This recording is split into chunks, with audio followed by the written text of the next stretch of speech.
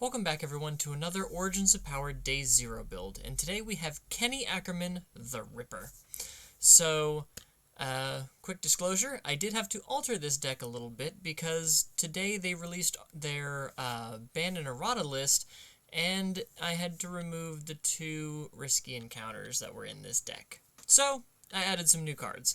But Kenny Ackerman, the Ripper is a 6 hand size 31 health character. He has Chaos and Death.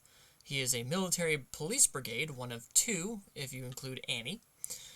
He has a static that says your ranged and or weapon attacks get +1 speed and +1 damage. That is just a static, so that's always going to happen no matter what. And then response commit, after your non-throw attack deals damage to a character, not a backup, you draw 2 cards, or your rival loses 3 health and discards a card.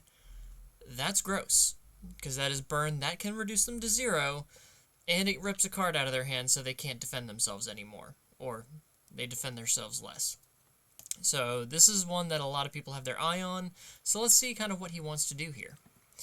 For our attacks, I built him off of Death with Chaos attuned because I felt you get better ranged and ranged specifically attacks. We're starting with Irwin's Final Charge. This is a secret rare from the new set, Origins of Power. It's a 5/3, 5 mid for 5 with a 2 mid block. Breaker 1, one of my favorite keyword abilities. Charge and Weapon. As a Blitz, you get to sacrifice any number of foundations.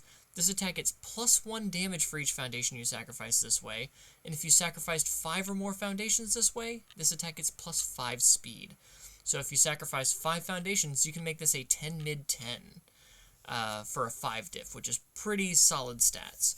Or, if you're just throwing this at the end of a string, maybe you've committed to burn your rival for 3 and your rival discards the last card in their hand, you just nuke your entire stage and throw all that damage at them. So, it's a really cool card, and I was wanting to find a character to play this in for my Hermit style, which is something I might make a video on later. But for right now, he's just going in Kenny. Next we have Scavenged Rifle Shot, a 3/3, 4 mid for 5 with a 2 low block and the ranged keyword.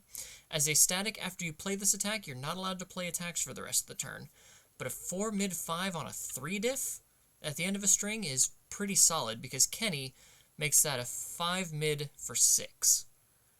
5 mid for 6 is probably going to land if it's your 4th attack in a turn, which would be playing this on a 6, so pretty nice.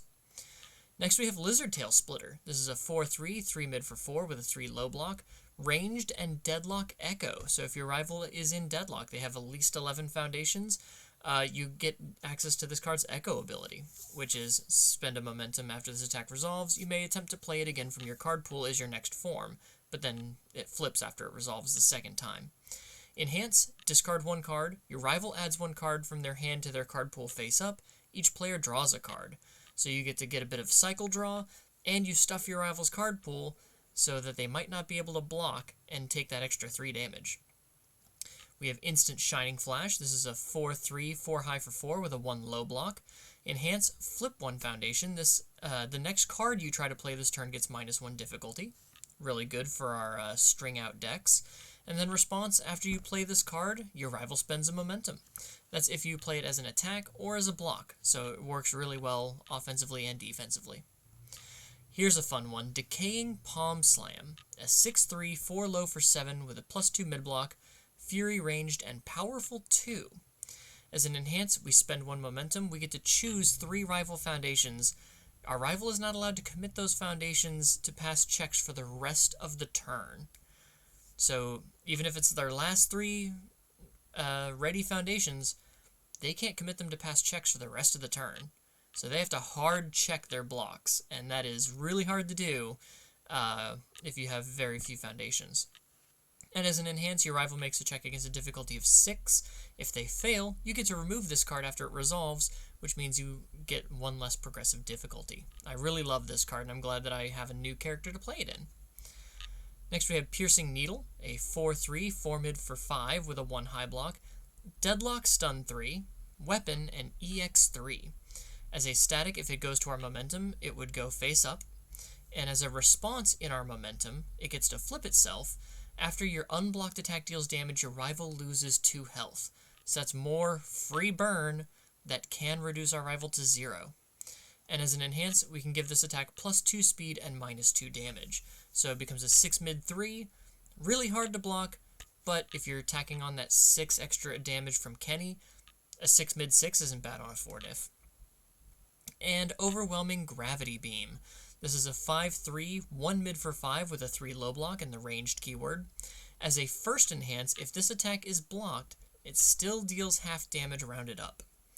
So it's a 1 mid 5, even if your rival fully blocks it, it deals 3 damage, which automatically triggers Kenny to deal an extra 3 damage, or we could just draw 2 cards if we want to string out more. So really cool card. And then enhance, if you have removed a card this turn, your rival commits 1 foundation. We're not doing a lot of removing, but this is mainly here for the pseudo throw that we're able to do, because he does say non-throw. This is not a throw, but it acts like a throw. For assets, we have vertical maneuvering equipment. What is there to say about this card that hasn't already been said? Spend a momentum for +3 or -3 speed and a zone change if you wish, and you can commit it for an extra +2 damage if you need it. And then I'm very fond of the asset Golden Death, a 1/5 with a 2 mid block and the unique keyword, so you're only allowed 1 of it in your stage at a turn. But during our rival's turn, we get to remove this as an enhance. If there are 2 or more attacks in our rival's card pool, they remove 1 card from their hand.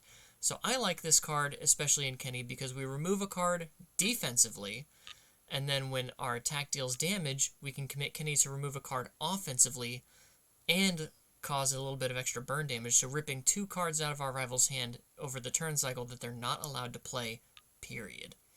And then form remove, we can name a card type, then reveal the top 3 cards of our deck, add all cards of the name type to our hand, and discard the rest. So if our rival only poked with like 1 attack, we can just form remove this card, declare attack, look at the top 3 cards of our deck, and add all attacks into our hand, and then discard the rest. So pretty cool utility there. And working with our Decaying Palm Slam strat, we have Showdown, a 3/4, 3 high block action. Response, after you block with this card, you get to commit 2 rival foundations. So we selectively commit their 2 best pieces just by blocking with this card. And then we can play Decaying Palm Slam, spend a momentum, and say those 3 that you have ready can't be committed. So a really gross way to just lock your rival's board down so that all of your attacks hit through. And we can respond, commit 2 foundations after our rival plays an ability on an action. We can cancel it if we need to. So, fun utility. On to our foundations. We have Long Range Support, a 2/5 with a 3 low block. Response once per turn. After an attack deals damage to a character, we get to draw 1 card and discard 1 card. So if something like an Overwhelming Gravity Beam or a really fast Piercing Needle is to hit, we can just draw a card, discard a card. Pretty good cycle draw. We have the Viciousness of Kenny Ackerman, and I like this dude's smile about as much as I like Smiling Titan's smile. It's a 3/5 with a 2 high block. Respond, commit. After your attack deals damage to a character, your rival loses 3 health. Your rival may discard 1 card to cancel this ability. So if you've got 2 or 3 of this on board, you can either tear your rival's entire hand out, or just burn them to death. This card's not fair. It just isn't. Next we have Coming to Terms, a 1/5 with a 3 low block. Enhance, sacrifice 1 foundation. If your attack deals damage to a character, your rival loses 1 health. And we've got some cards that can guarantee deal damage to our character. Overwhelming Gravity Beam, Piercing Needle if we make it fast enough, Decaying Palm Slam if we're forcing our rival to not commit anything. So we're just tacking on all of that extra burn that, again, can reduce our rival to 0. Horrifying Realization, a 1/5 with a 2 mid-block. Form, flip. Each player discards a card and draws a card. But if your rival discarded a foundation this way, they have to commit a foundation. So again, as a form, just trying to force our rival to commit as much as possible so that we can just hammer them for all this extra damage. Speaking of extra damage, against a tough bunch, 2/5, 2 mid-block, response remove. After your unblocked attack deals damage, your rival loses 3 health. So I'm going to pause right here for a second and say that UVS Games now has a problem. They had a problem for a little bit, but now it's a more serious problem. I don't think burn damage like this should be able to reduce your rival to 0. Because it feels really bad when you have to partial block something and it leaves you at, say, 5. Or hell, say your rival has, you've blocked everything and your rival has 1 Viciousness of Kenny Ackerman and 2 against a tough bunch, and they haven't used Kenny yet. If you have to take an attack, that's 12 extra damage for free. That's a lot. I think if you're going to do a lot of these burn things, 3 health is too many health. That's too much. Because even if you discard cards for, to prevent the burn from Vicious, if your rival throws another attack and they haven't used Kenny and they have 2 against a tough bunch, you take that full hit, and then you take 9 extra damage. That kind of feels unfair. And I get that there's all these ways that you can interact to make sure this doesn't happen. But if your rival wants to burn you to death with these extra abilities, coming to terms, viciousness against a tough bunch, Kenny himself, it's gonna happen. And that just feels bad. So, I don't know. Maybe it's just me. Let me know in the comments if you think that the burn, being able to kill your rival from 10 plus health, if they have enough of it, is a good thing. I don't know. Maybe it's just me. But anyway, moving on to draw your swords. 2/5, 3 low block, weapon keyword. Enhance, sacrifice 1 foundation. Your weapon attack gets +1 damage and stun 1. And as a deadlock enhance, your weapon attack gets +1 speed. Not bad.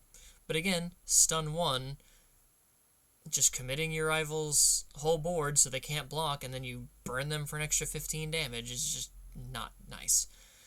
Eaten by the Bearded Titan. 2/5, 3 high block. Enhanced Tenacious, sacrifice. This attack gets -3 speed. Good defensive speed hate. We have Vengeful Intent. A 4/5, 2 mid block. Just realizing how gross I built this. Enhance your attack. Spend 1 momentum. Your rival loses 2 health. They may discard 1 card to cancel this ability. And again, this can end the game. And it is not a once per turn. So you can do this on every attack that you have extra momentum to spend on. So if I have 3 momentum on 3 attacks, I get to say, hey, lose 2 health or a card out of your hand. And then I have all this other extra burn waiting in the wings. It's kind of disgusting. We have Monster Zero, a 3/5 with a 1 mid-block. Enhance your turn, remove. Your rival removes 1 card from their hand. You don't get to block. If they have 8 or more foundations, this attack also gets +3 damage. Pretty rough. We have Fighting for Control, a 2/4 with a 3 high block. Response, rival's turn. So during our rival's turn, we get to flip this. After they make a check to play a non-foundation card, that check gets -2. Failing the check won't end the combat phase, but it could force them to overcommit their board, and Kenny's just going to backswing people day and night. We have Split Body Control for if our rival's blocking us, a 2/5 with a 3 low block. Response, flip. After our attack is blocked, we get to selectively flip our rival's best foundation. Settling Old Debts, a 1/5 with a 3 high block. Enhance, flip. If both players have 6 or more foundations in their stage, we get to draw a card for free. We have Botan's Coaching. It's a 0/5 with a 3 mid-block. Enhance, flip. Both players discard 1 card and draw 1 card. Just good cycle draw for us. We have Keiko's Aid. Good defensive piece. 2/5, 3 high block. Response, flip. After you block an attack, your rival's next attack gets +2 difficulty. So making things even harder to play, so we can stay alive. Then we have Syndicate Target. This is just a good spam. 0/6 with a 0 low block, and after we block with it, we have to lose a health, but it's kind of worth it to not die. And then we have Always Cool, a 2/5 with a 2 low block. It cannot leave our card pool during the combat phase, but as an enhance, we can add it to our card pool from the stage. We get to build the top 2 cards of our deck face down, so trading 1 foundation for 2. Or as a response, we can destroy it. After an attack is played, its damage cannot be modified. So we can lock our rival's damage down in a low number in case we have to eat a hit. But that is Kenny Ackerman the Ripper. I think if you put some thought into him, I think he's really good. Yeah, he's keyword locked to ranged and weapon cards, but those are two pretty good keywords anyway. And, yeah, I think all this burn for 3 health anytime something touches you, with viciousness or Kenny himself or against a tough bunch. I get against a tough bunch has to be an unblocked attack, but with all the ways to rip cards out of your rival's hand, that's not hard to do. And then you could just remove 3 of these for an extra 9 damage on top of a 6 damage move, and bam, you thought you were safe at 14, 15 health. Now you just lose from half health. It feels a bit degenerate.